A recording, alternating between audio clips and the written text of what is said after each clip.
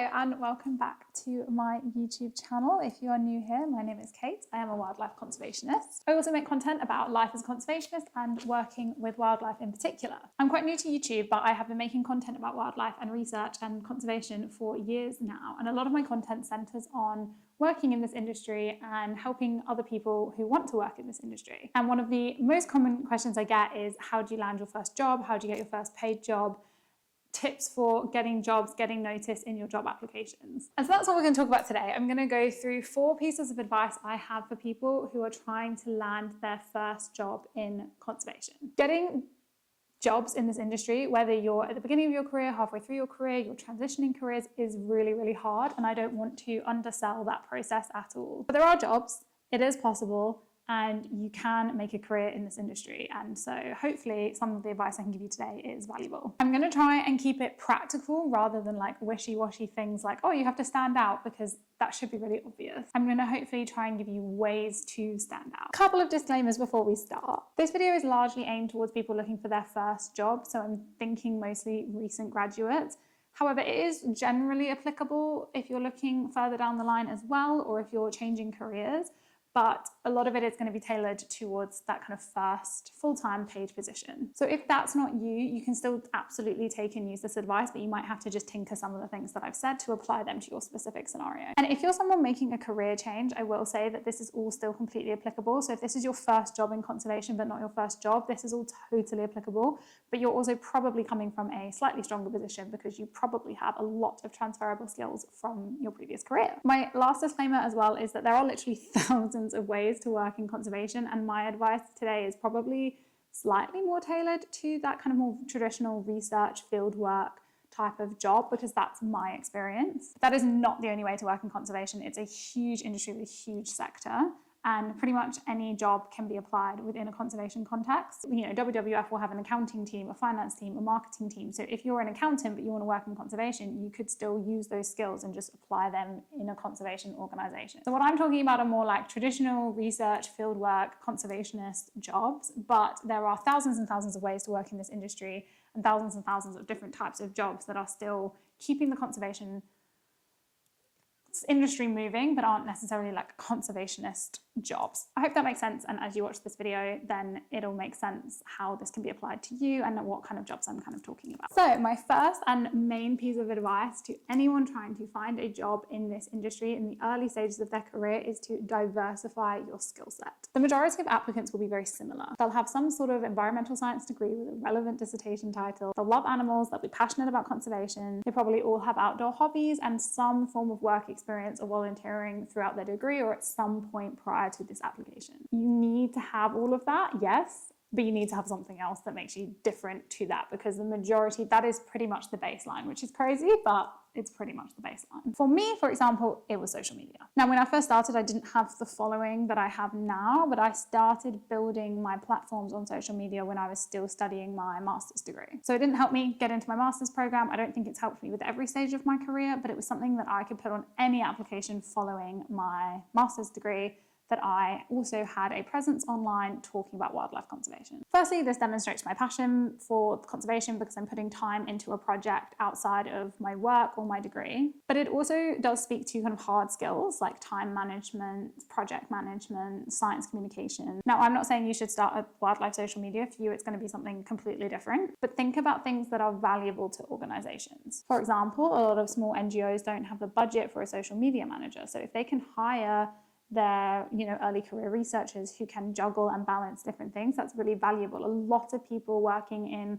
small NGOs that are poorly funded are doing multiple different jobs. So you need to have different strings to your bow. These things can help you get your foot in the door so you can build the research experience that you need, but you can also give something back. Having something unique, an additional skill set that's outside of the traditional degree is really, really valuable. As I said, for you, it's not necessarily going to be social media, but anything creative, for example, anything that you have, additional skills that you have that can be applied within the kind of NGO sphere are really, really valuable. I was just editing these clips and I just wanted to add in again that this sucks. I completely accept that this totally sucks, and I think it's ridiculous that we have these expectations on people so early on in their careers.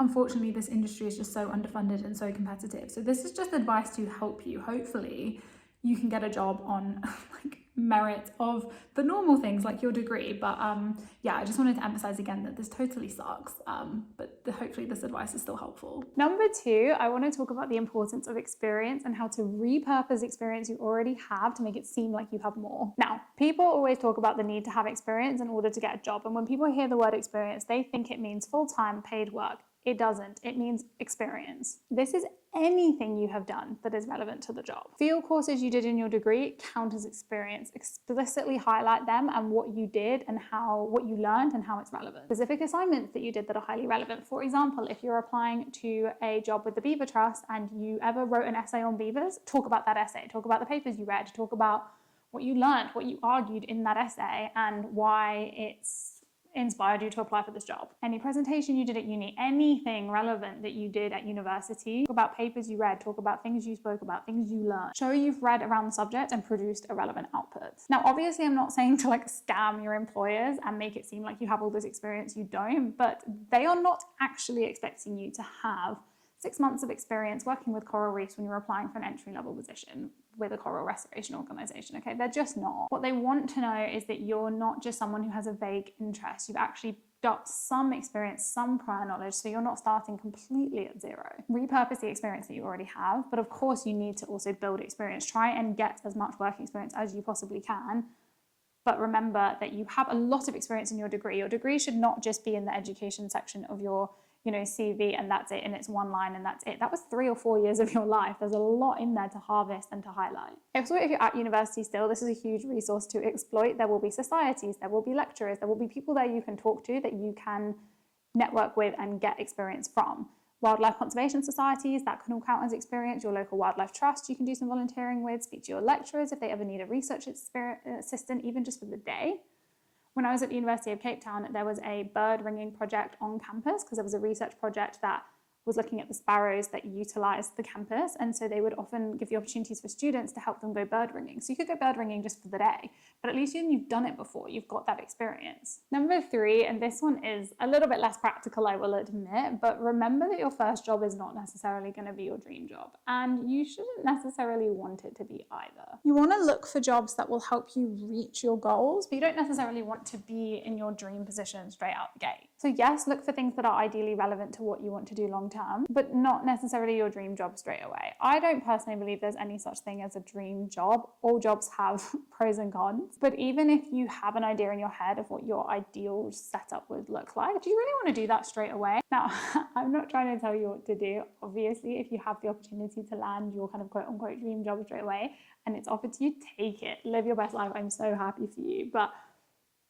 in the early stages of your career, let's say you really want to work with elephants, it's not realistic that you're necessarily going to get to work with elephants straight away. You might have to work your way up. But what you can do is get really relevant experience and knowledge that you can then take for your next application and your next application, and you're slowly getting there. You want to look for jobs that are going to develop your skills, develop your knowledge, develop your interest, develop your network. If you have a long-term goal in mind, you want to look for the things that are going to help you get from where you are now to that place. For example, I really wanted to develop my skills in data analysis at one point in my career, so I looked for opportunities that had that as a feature in the role so that I would get the chance to learn from people, self-learn some things, and really hone on that skill set because it was something that I wanted to develop to get me to the point where I was applying for PhDs. The PhD was the long-term goal. The ideal dream would have been I had offered my dream PhD straight off the bat, but actually it took me different experiences to get to the point where I was even in a position to apply for a PhD. So don't focus on the dream and don't expect any job to be perfect because there is no such thing as a dream job. Trust me, I lived on a tropical island for 3 years. There's no such thing as a dream job.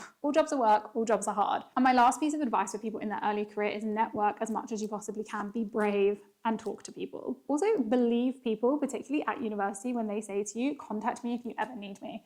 Believe them. They do not say that to everyone, and contact them if you need them. Ask people for their contact information when you meet them as well. If you're at a networking event or you're at a conference or you're on a field course and you're sat next to a guide or a ranger and they're having a great chat, when you leave the conversation, say, oh, could I please get your email or can I give you my email? And then email them the next day to say, hi, it was so lovely to meet you. People don't offer things that they don't mean. They really don't. If they did not like you, they would not give you their email address. They would not offer help later down your career. So if people do that to you, it means that they mean it and they will support you, but you need to remind them who you are. Who you know can genuinely make the biggest difference, and it's really important to harness that network and to use it to your advantage. And I'm not saying use people, but it's networking. It's part of the job. I hope that was somewhat useful. If you have any specific questions about applying for your first job or landing your first job, then please leave them down below and I would happily make more content about this.